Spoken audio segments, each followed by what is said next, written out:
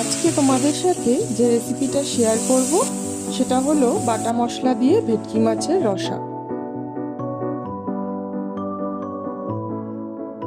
চলো রান্নাটা শুরু করা যাক। প্রথমে দুটো মাঝারি সাইজের আলুকে খোসা ছাড়িয়ে নিয়ে লম্বালম্বি ভাবে টুকরো করে কেটে নেব।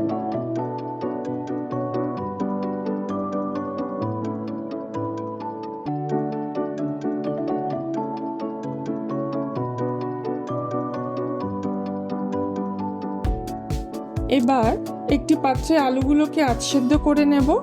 তাতে আমাদের রান্নাটা অনেক তাড়াতাড়ি হবে আর গ্যাসেরও সাশ্রয় হবে।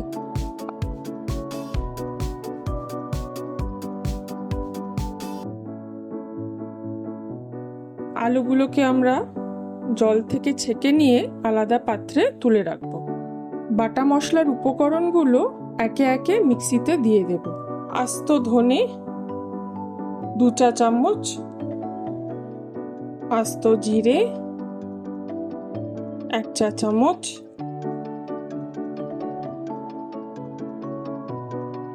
কয়েকটা আস্ত শুকনো লঙ্কা আর মাঝারি সাইজের একটা টমেটো মিক্সিতে আমরা বেটে নিয়েছি। মিশ্রণটা আমরা একটা বাটিতে সরিয়ে নিয়েছি।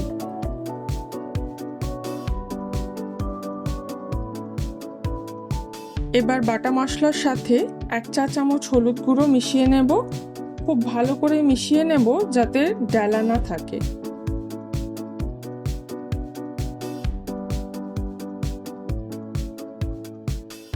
স্টিলের কড়াইটা গরম হয়ে গেছে কিনা সেটা চেক করতে কয়েকটা ফোঁটা জলের ছিটে দিয়ে দেব। ফোঁটাগুলো এভাবে নড়বে, পাত্রের গায়ে লেগে থাকবে না, তাহলেই বুঝবো যে কড়াইটা আমাদের রান্নার জন্য রেডি। কড়াইতে 2 টেবিল চামচ মতো সর্ষের তেল দেব। তেল গরম হয়ে গেছে, সামান্য নুন দেব যাতে মাছের তেলগুলো গায়ে ছিটে না লাগে। মাছগুলোকে এবার আস্তে আস্তে আমরা ছেড়ে দিচ্ছি। খুব সাবধানে ছাড়তে হবে যাতে গায়ে তেল ছিটে না আসে।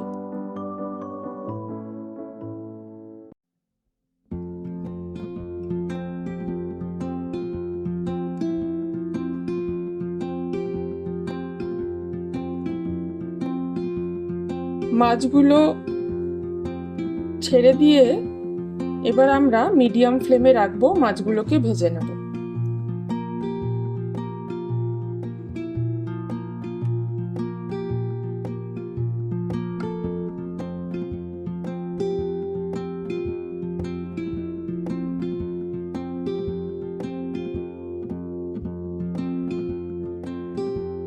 খুব সাবধানে মাছগুলোকে উল্টাতে হবে, কারণ ভেটকি মাছ ভীষণই নরম মাছ, যাতে মাছগুলো ভেঙে না যায়।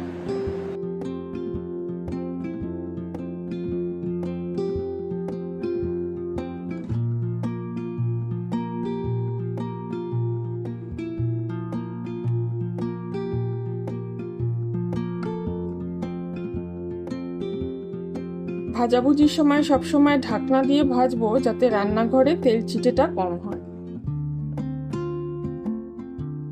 মাছগুলো ভাজা হয়ে গেছে, এবার একটা পাত্রে আমরা মাছ ভাজাগুলোকে তুলে নেব।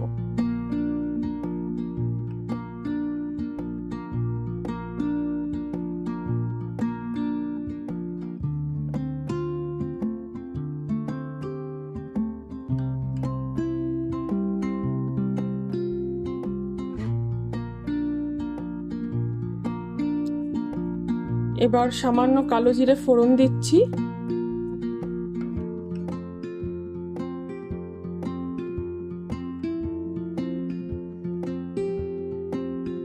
আর আগে থেকে আধসেদ্ধ করে রাখা আলুগুলোকে আমরা হালকা করে ভেজে নেব।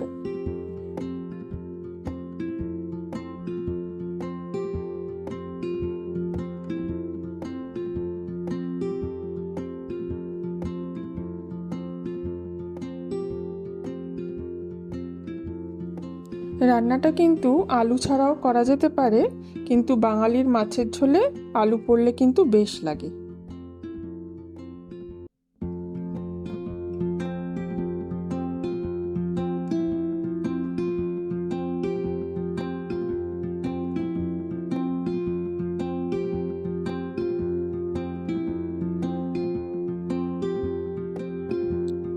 আলুগুলোতে বেশ কালার এসে গেছে। আলুগুলোকে আমরা একটা প্লেটে তেল ঝরিয়ে তুলে নেব।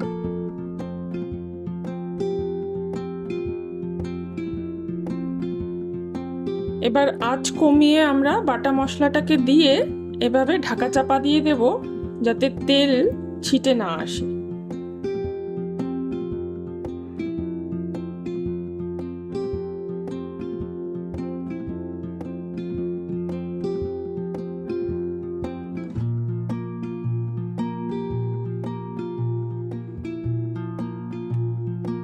আঁচ একদম কম রাখবেন, যাতে মশলাটা পুড়ে না যায়। এবার ধোঁয়াটা কম হয়ে গেছে, এবার আমরা নেড়ে দেব এইভাবে মশলাগুলোকে।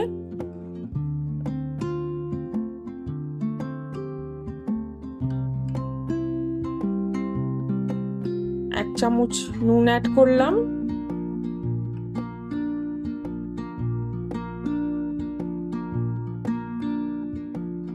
এটাকে এভাবে আবারও নেড়ে চেড়ে দেব।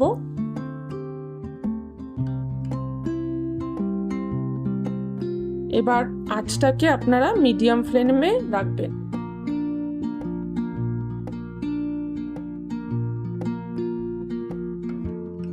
সামান্য চিনি অ্যাড করলাম। এবার আঁচটাকে মিডিয়াম ফ্লেমে রেখে মশলাটাকে ভালোভাবে নেড়ে চেড়ে নেব।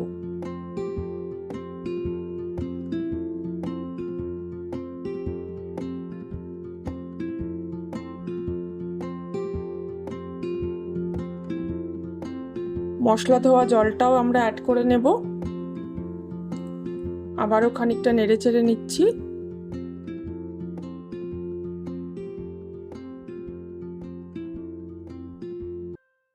বাটা মশলার কাঁচা গন্ধটা কিন্তু আস্তে আস্তে চলে যাচ্ছে, আর বেশ সুন্দর একটা গন্ধ বেরোচ্ছে।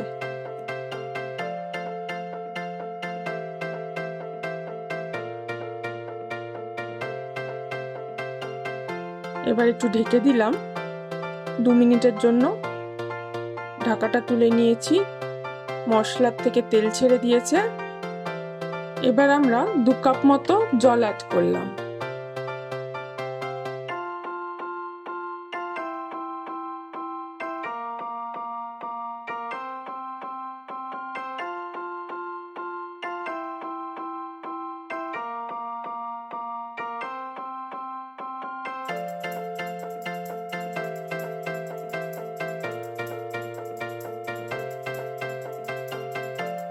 আলুগুলোকে আস্তে আস্তে ছেড়ে দিন ঝোলের মধ্যে।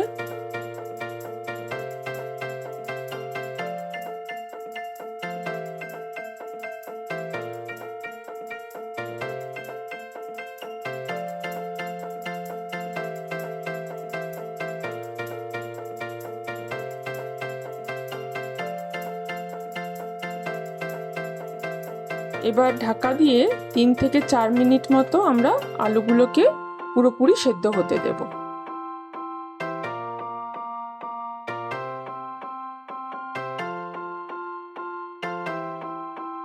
3 থেকে 4 মিনিট হয়ে গেছে। এবার আমরা আস্তে আস্তে মাছগুলোকে ছেড়ে দিচ্ছি। সাবধানে মাছগুলো ছাড়তে হবে, যাতে ভেটকি মাছগুলো ভেঙে না যায়।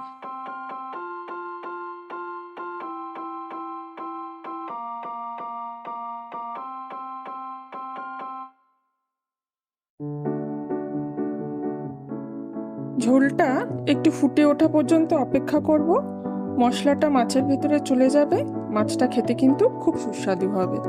খানিকটা গা মাখা হলেই নামিয়ে নেব।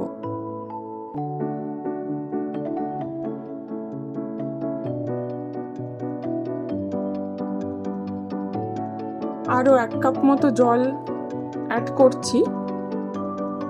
খুব বেশি জল হবে না, কারণ এটা একটু গা মাখা মাখা ভাবে আমরা নামাবো ঝোলটাকে। 4-5টা কাঁচা লঙ্কা আমরা চিড়ে ঝোলে দিয়ে দেব।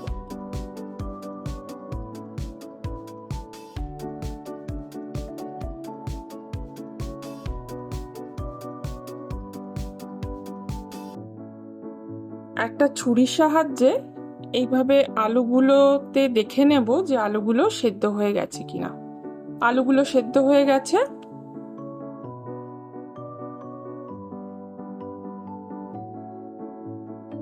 আলু আর বাটা মশলা দিয়ে ভেটকি মাছের রসা আমাদের রেডি।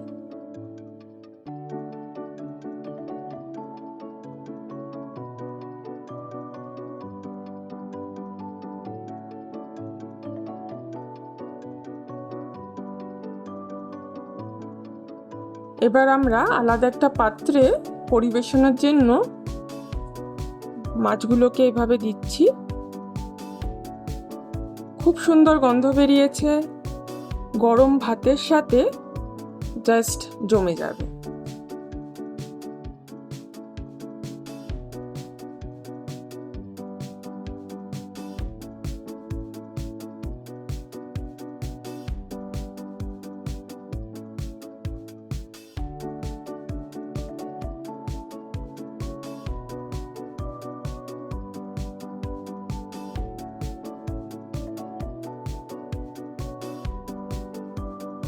রান্নাটা আমার শাশুড়ি মায়ের কাছ থেকে শেখা, যিনি ওপার বাংলার মানুষ। তোমরাও একবার ট্রাই করে দেখো, গরম ভাতের সাথে অসাধারণ খেতে লাগবে।